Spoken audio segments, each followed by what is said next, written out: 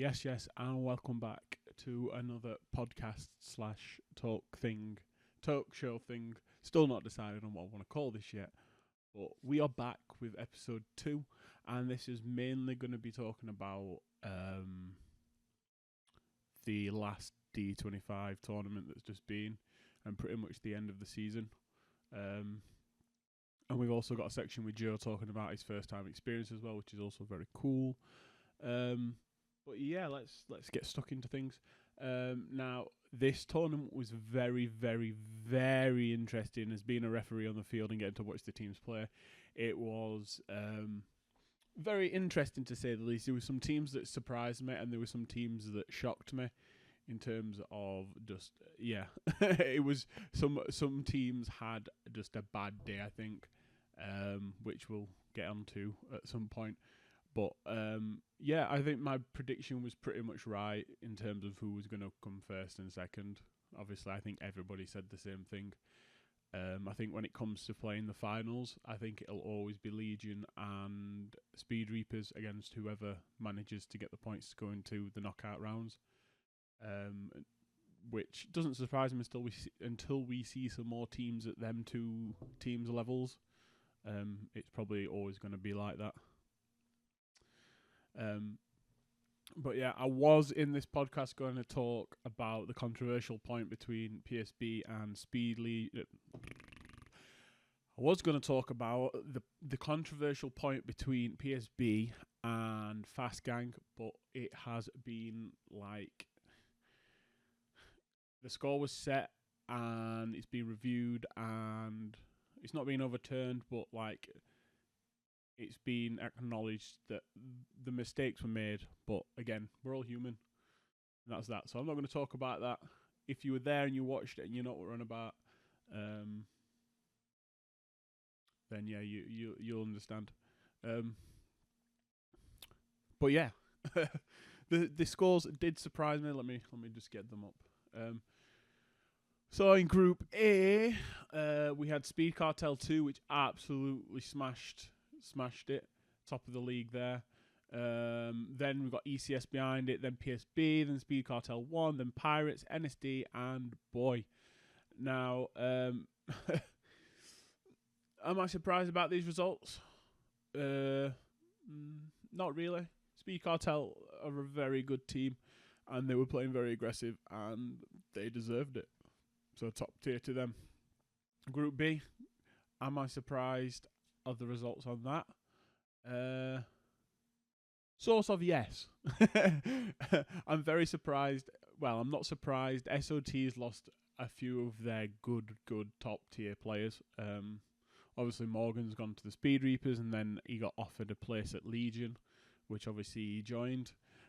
Joe's also moved to the Speed Reapers, and if I'm not correct of recording this, I'm sure there's one or two more players that have dropped from SOT. So the roster's kind of hit a little bit hard recently.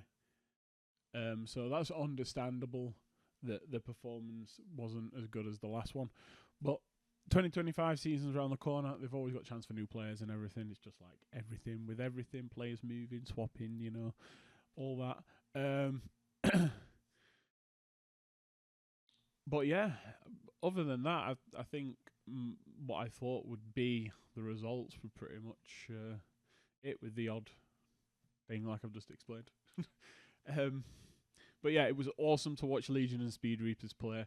As a referee on the field and actually being in between the fires between both teams, it's an incredibly tense situation, and it's them two teams have got like what's the word? It's sort of like a derby. It's not a derby, but like when them two teams play, that we're going to see some high level play, and it's great. But yeah, overall, it was a very good wrap to the season.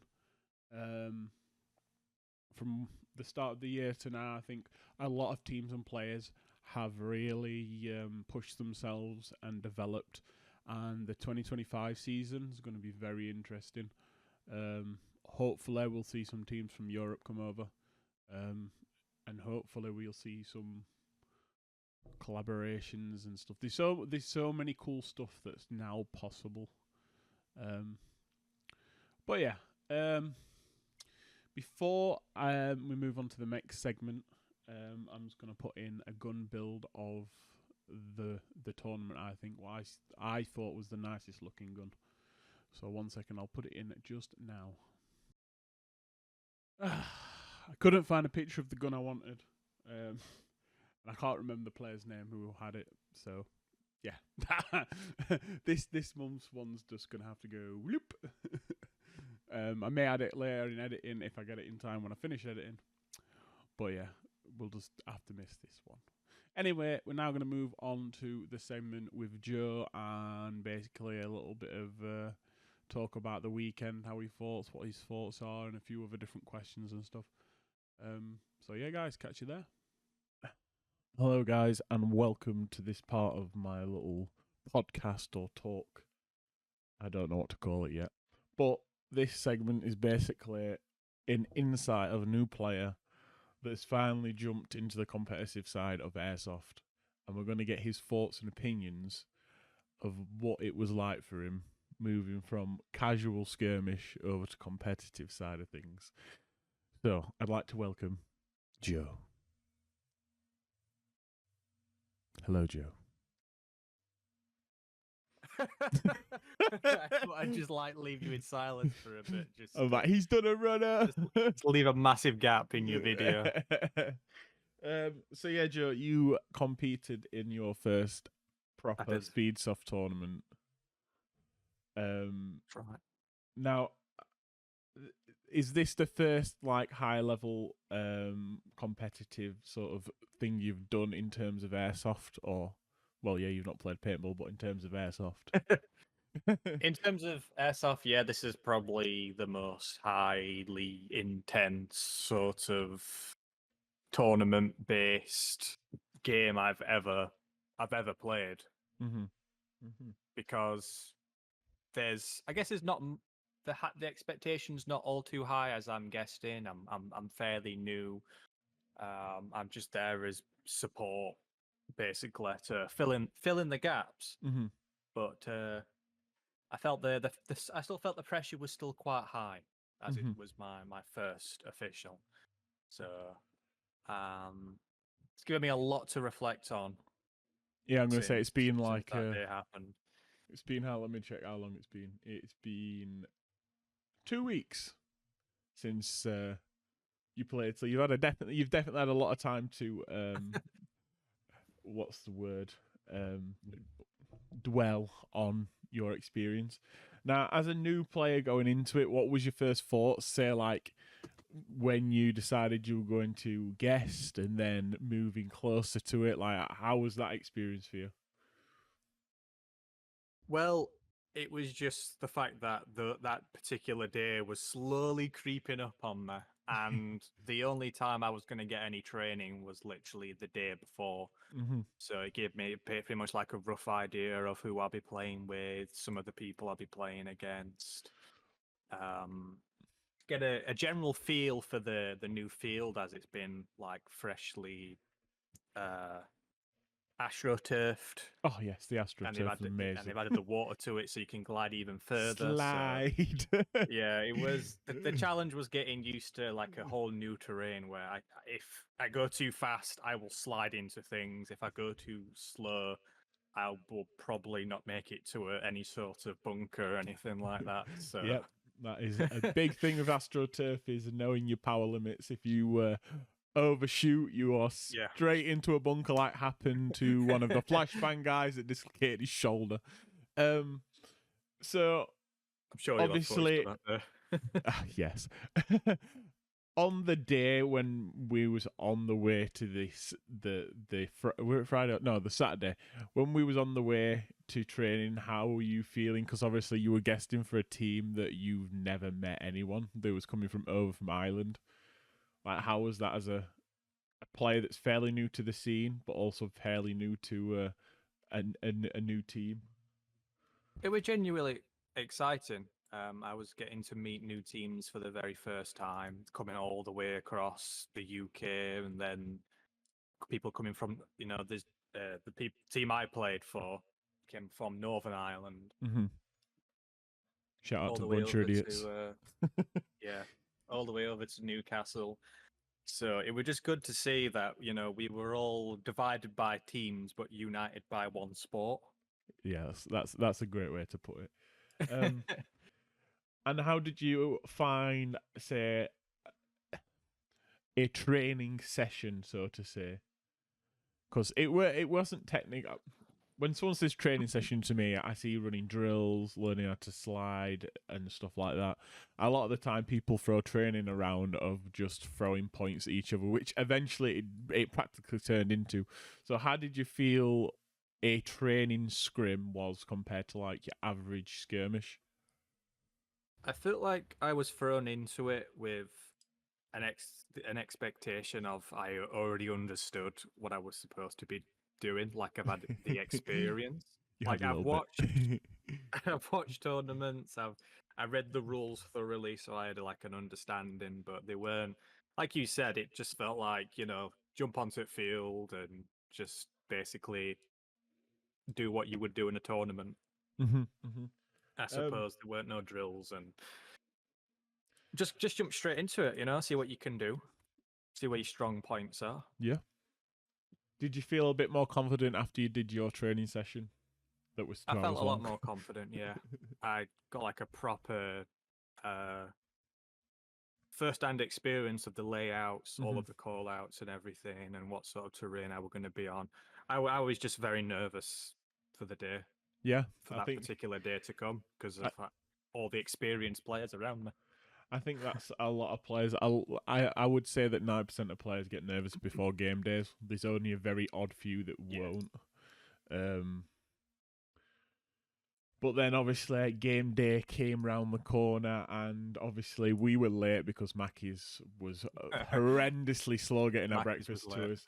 So obviously when we got to site, we were like a little bit late, and obviously I didn't have chance to help you set up and like thingy. I kind of just chucked you in the room with the Irish lot and fucked off. Yeah, So I was in there and I'm thinking to myself, like, what exactly have I got to be putting on my body right now? And then I thought, oh no, I need to put a number on this shirt and just yeah. grabbed some infamous tape and just basically used my teeth, my fingers, slapped it on there, just, you know, made a bit of a guesstimate. And from the pictures at the distance, it actually looks quite good, to be I was gonna fair. say, yeah, the tape did look very good, and it held up. Shout out It, to it, Infamous for making that group tape. it, it held up to the very end because at the very end I took my t-shirt off and that number was hanging off for Yeah, dear it will life. hold it. It will hold it on like I'm not leaving. It was so there weren't any sort of points deducted or anything like that for the number coming off.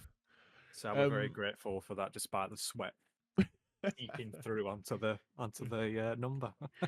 that's good.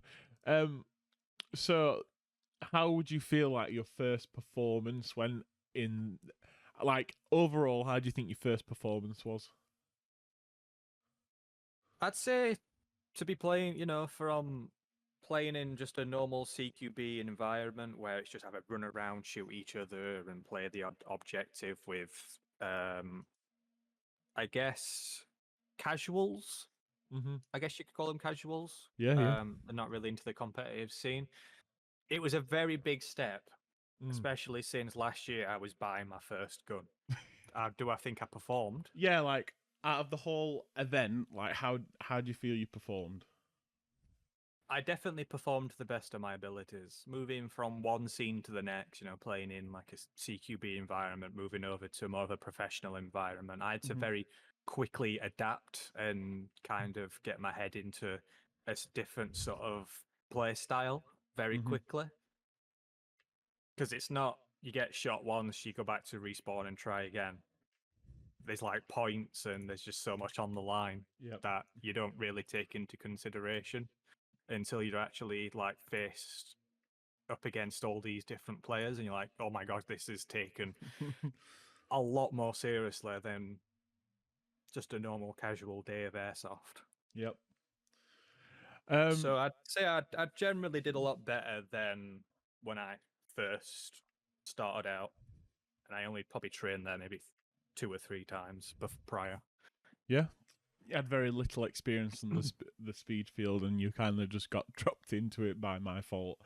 But you've embraced it. You've embraced it with capitalism. you've embraced it with pure passion. But yeah, how are you finding moving from like a Specna to more of a HPA style speed soft gun? Well, obviously, it's just injured. Yeah, how are you finding it moving from like a military styled gun to more of a paintball styled gun that most people run at tournaments? It's definitely.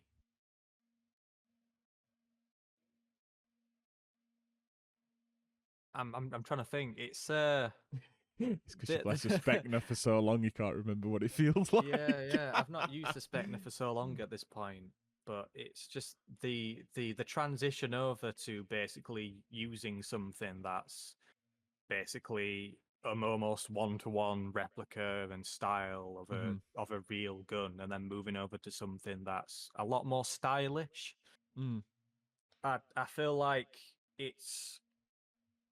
I feel like having these particular these airsoft guns is sort of like owning a car. You know, either you keep it stock and you keep it the way it looks, or you transform it into something that's more personalized to you. Yeah.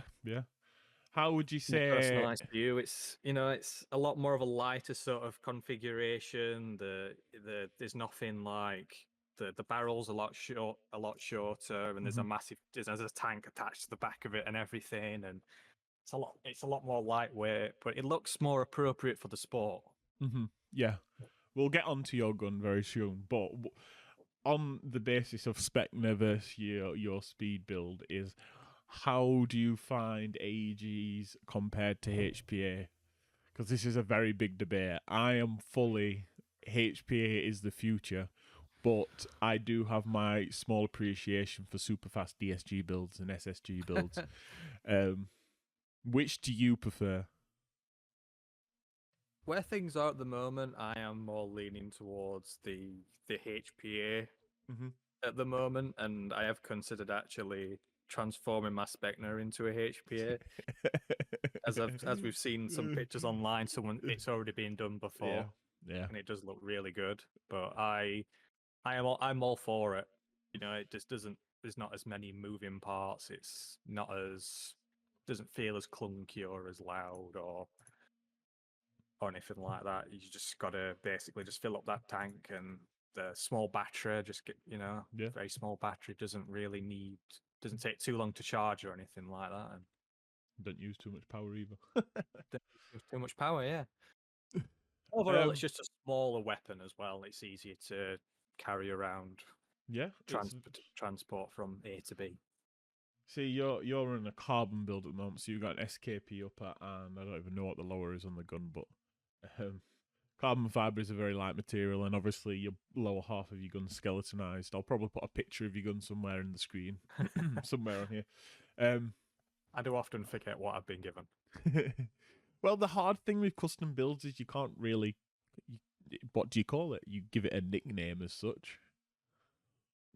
I just call it the HPA gun because that's just what it is. I guess I could call it the F2 gun or something. Yeah, or your tournament gun. What? Tournament gun. Yeah, that also works. What is the one thing you'd like to change on your HP on your speed build for either the 2026 season or the 2025 season? Like, if there was one thing that someone said, right, I'll give you a credit card, you can change that one thing. What would it be? Well, it would have to be because what I've seen in the tournament scene, and some people have commented, and I was stood out like a sore thumb, is my tank being a lot bigger compared to other people's. There was a lot of comparison there, and some people were asking, why didn't you go for the smaller one? And I just thought, it's my first tank. I wasn't particularly sure what I was supposed to be looking for, but to change that, make it smaller, get a carbon one, so it's a lot more of a lightweight. That is the priority of what I would spend the pennies on. Good shout. The tank situation was you bought the tank because you wanted to use it more than just speed soft, and you did just wanted to get the gun up and running. Obviously, tanks in the UK are going through a change at the moment, and the regulations are really scuffing us. So everything's really expensive in terms of carbon tanks and that. So it's understandable.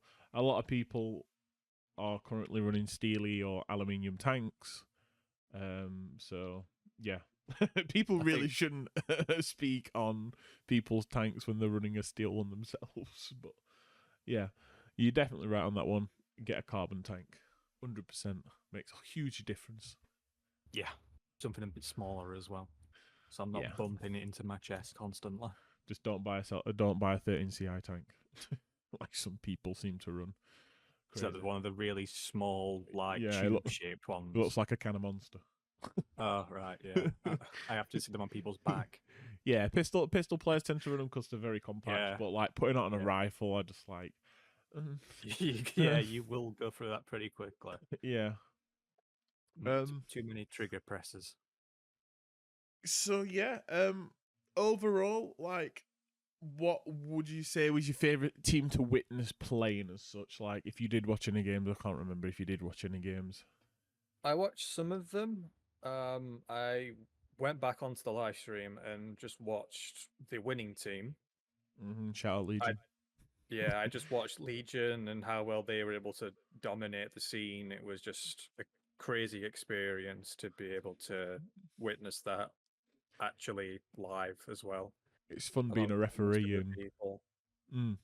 it's fun Yeah, being the and referee, like actually running alongside him, and yeah, it's it's quite fun.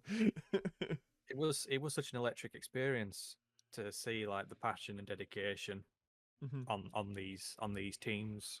That's kind of what I'm Yeah. aiming for at the moment. But I'm very early into the stages of training and figuring out where I comfortably play on the field. Yep, and that'll come So all with time.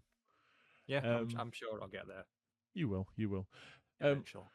so what would you give your first experience out of 10? I would give it, to add it all together, I would give it From like poss- from the Friday to the Sunday, let's say. Friday to the Sunday. Yeah, so the whole shebang from like obviously traveling, staying overnight, obviously training, like that sort of thing. I would honestly have to give it a 9, but that's due to my own sort of mindset, nerves, Yeah. basically the whole just because you don't see the staging area on the live stream, No, no. and you don't really see how many people are actually waiting in the staging area to go through. But that's kind of what kind of set me back a little bit in my own head and the nerves and everything, because there's like, I don't know how many people back there, but it was like a miniature rave Yeah, going yeah. on. A miniature rave. Everyone's talking. I could barely hear through my mask, and there's like people speaking like so loudly to each other from across the room. Yeah. All the sounds bouncing off the walls, and I'm just like thinking to myself, I want to go home.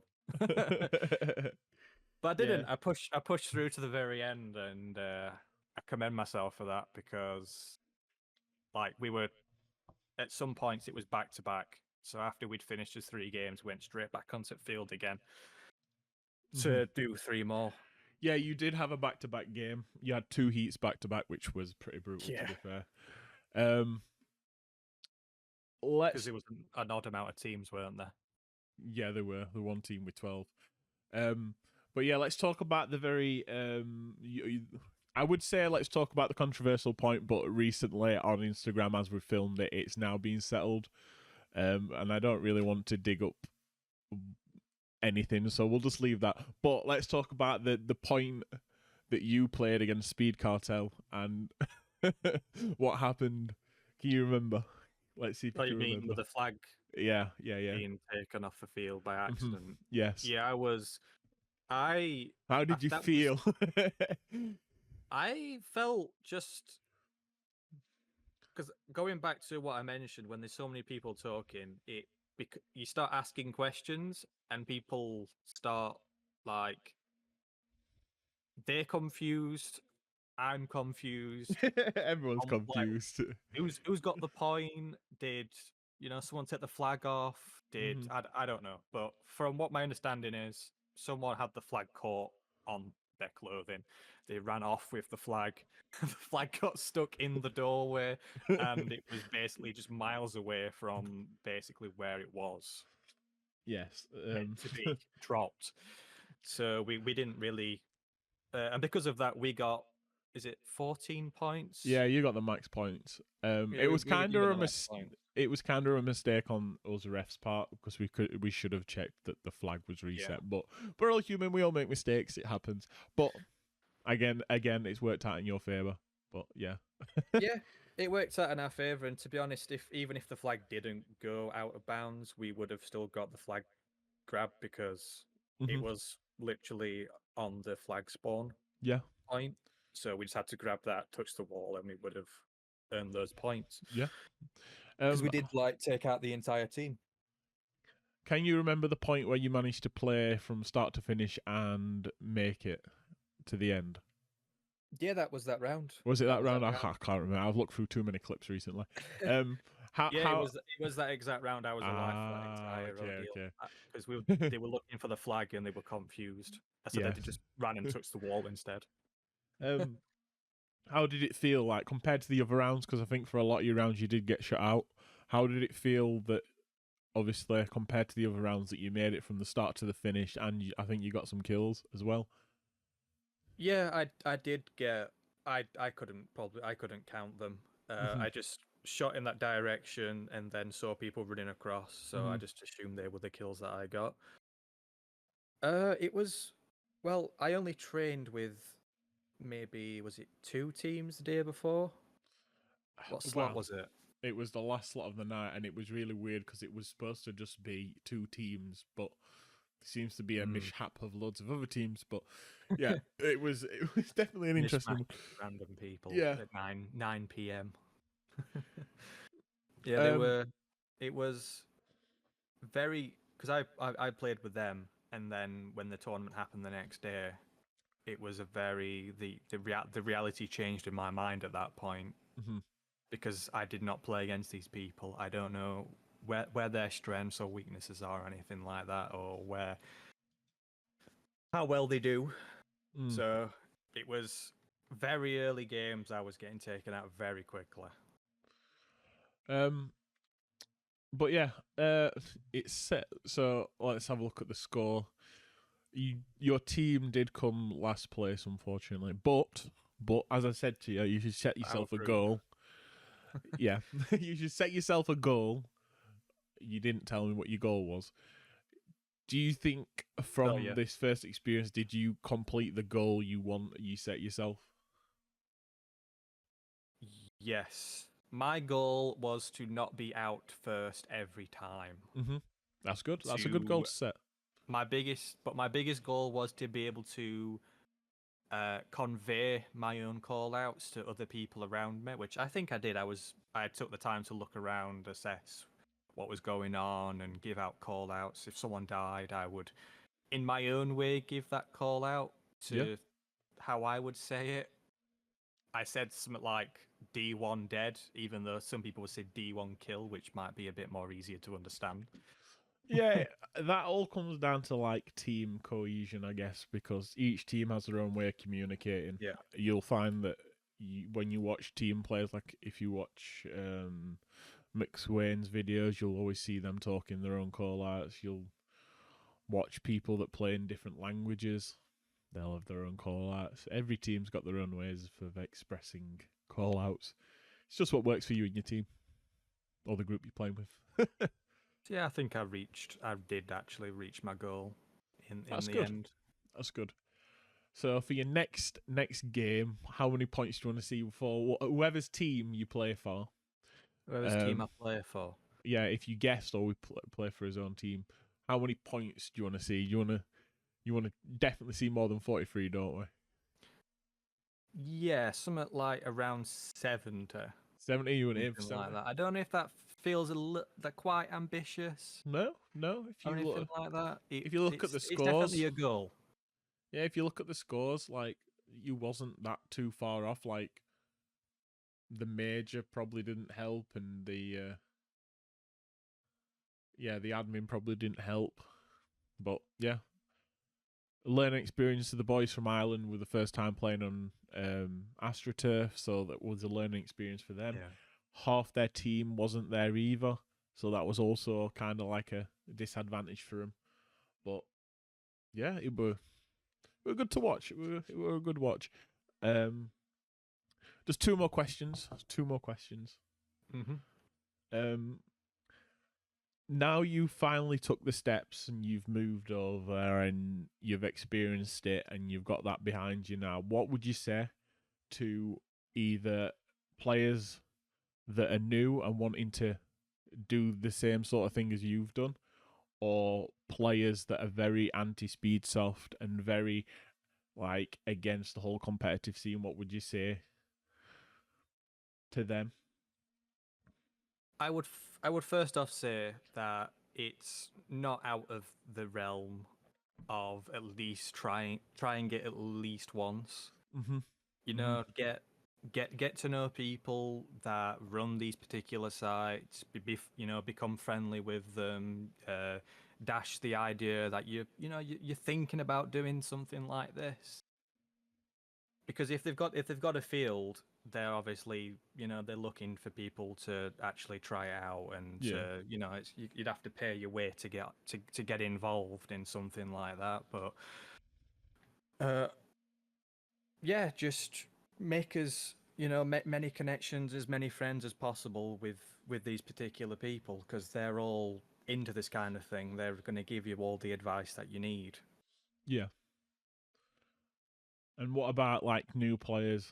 Not the ones that necessarily hate Speedsoft, but the ones that are looking. The ones that have never played airsoft at all. Yeah, or people that are very new and they can't decide what they want to do, and they've seen the live stream or they've seen footage online, and they're kind of like, "Ooh, that looks interesting," but they might be nervous to get involved because it is a hard sort of. It's not like paintball, competitive paintball side where you could literally just like, I don't know what's that. Like jump in as such. Like it's still a pretty new scene, so like there's not as many teams, but like there's always teams guesting. But what would you say? Like, I think it's just whatever. For me, what transpired was through influence of one particular person. And just where it starts, you've got to have that drive to want to try something new in the first place, and basically to not let it be. You can't let other people's experiences where they say, "Oh, it hurts," or "There's too much running around," be something that will deter you from that experience. Yeah. I think the biggest. It's really hard to kind of put it precisely into words, because I literally started last year playing as a rental with basically just full rental equipment. And I just like the ability to be able to shoot people and basically not have no real world consequences, because it's just treated as a sport. Yep. What would you say the biggest stigma around Speedsofters is that we should kind of get rid of now? Speedsoft. Yeah, like what's the biggest stigma do you think people need to be like just not look at anymore and think? The biggest stigma? I mean, you generally see this quite a lot on social media. Maybe stigma's not the right word, but like what's the things that people should look past and not paint all Speedsofters as, if you know what I mean? It's definitely the people on social media basically bragging about basically how fast the gun can shoot, how big their ammunition bag is, and how fast they can sprint round corners and stuff like that. It's you see it quite often. There's people that will overshoot. They're generally quite fast, and they come across milsimers that want to play a bit more of a slower pace. We're all playing the same sport, but we've all adjusted to our own style. of playing that game. I just want us all to basically understand we all have these different sort of styles and ways of playing the game, and we can basically come together and enjoy the same sport, even if some people may play it a bit competitively. That's just life. Yeah, That's just sport in general, in all aspects of life. I think that's a great point you've made. Everybody's playing, especially on the skirmish days. Like, it's a skirmish, which means it's open play as such. Like, I think a lot of milsim players and people that are more on the casual side and military side, they really need to just like go, look, it's a casual open skirmish. We don't need to play this hard. And again, that's why I like playing at District 23, because they have a very, very good policy of how things play. Play how you want to be treated, basically. And it works. It works really well compared to other sites. And I've been to sites where I've been told off for playing a very slow game, but because the way I look is I'm targeted. First and only shit. But that's a story for another day. But yeah, I think the stigma behind speedsofters and stuff needs to lift, and the sooner that happens and people start accepting that we're not actually going to go anywhere, we're just going to grow, it'll be better for everyone. And it's the same with the milsim side as well. Like, there's a lot of people that wear plate carriers and cheat, but not everybody does that. Yeah, I don't see anything bad about milsim at all. You know, you can wear you can wear your plate carriers if you want to. You know, if I shoot you and you don't call your hit, I'm not going to fight or argue about it. That's just going to shoot you more. I'm just going to shoot you more until you react to it. And if not, I get shot, I'll go back to spawn. And then if I see you again, I'll just keep shooting you some more. Mm-hmm. That's just the nature of the sport. I'd rather not have to stop the flow of gameplay. It's a gentleman's sport. A clash with another person. Yeah, it's a gentleman's sport, and that's how people should be. But you know, humans, they like to do things and stuff. But anyway, that's a very deep topic and not really not the focus of this segment. But the final question, it's good to separate the gentlemen from the boys. Good point. The final question for you, Joe, is: the season's now come up to an end, and it's now the off season. And with the off season, as we've seen already, these people swapping teams, these people coming through and starting up and looking for teams. What's your goals and plans for next year? What are you wanting to do? Well, I feel like this tournament at the end of the year was kind of like a good way to close off the season. Like in just at the beginning of November, it's allowed for next year to open us up to more opportunities now. There'll be teams recruiting, there's a lot of team hopping going on, there'll be a lot of new teams in the scene. Especially because D23 has its like first official sized Speed QB arena? Yeah, D23 is the first UK NSL size field, which is really nice. Yeah, so we'll be seeing teams hopefully across Europe coming over. So I'm just hoping that the whole of 2025 is just going to be the year that starts it all, and I spend a lot more time on the field and getting to know more teammates, and we'll see where things go from there. We can't really see into the future, but I know the future's airsoft. So good point. So I know. Back to the NSL point, seeing as it's a full side NSL field, speculations and rumours by my own thoughts. Maybe the NSL may come to the UK at some point. Maybe that's a collab that could happen in the future, but you know, if it happens, I said it first. You've heard it here first, people. I predicted it. Coming to the UK, 2026, 5, 6. And the final thing I just wanted to say is, what's the next Speedsoft sort of thing you're doing? The next Speedsoft thing we will be doing is it'll be in December, right? At the beginning of December. It will be. Is that December 1st? The 1st of December. This is just a quick plug and shout out. 1st December. SOT are doing a training / recruitment, from my understanding, recruitment. On the 1st of December, it's 20 quid a head. If you are looking for a team and you want to try out for a team, it's a perfect place to start at. Get yourself down. Send Luke a message on Instagram. Luke, I'll put it on the screen, or his YouTube channel, and he'll be able to give you all the information. But yeah, me and Joe are going to be heading there, so if you are there, give us a shout, and let's do some pew-pew. Well, that brings us up to the last bit of this segment. I just want to say thank you, Joe, for your time. No problem. No problem. And hopefully we'll see you on this podcast / talk news thing. I've not decided what it is yet at some point in the future.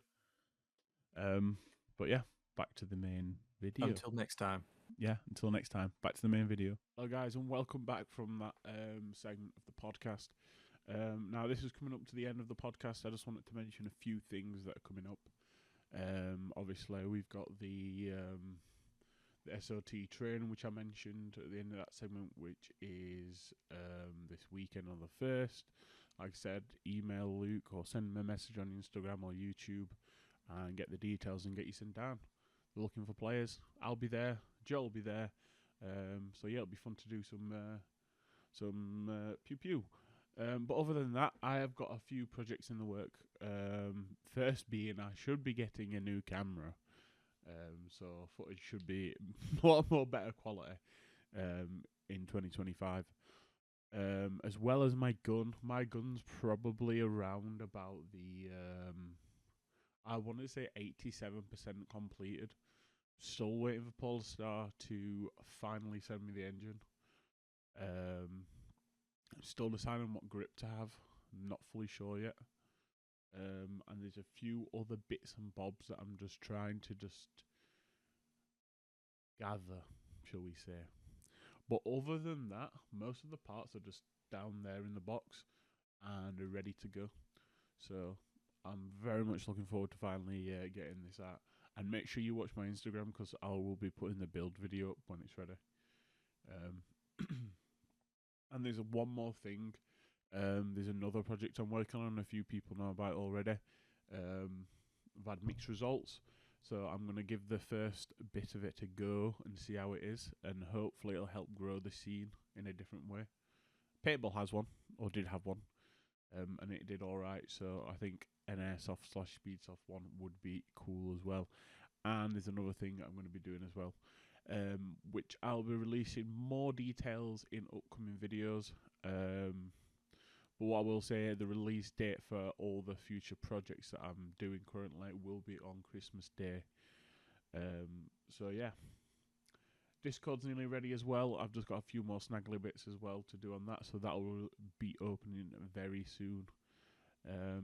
But yeah, guys, that brings it to the end of this bit of the podcast, or should I say the end of the podcast or talk show. Still not decided yet.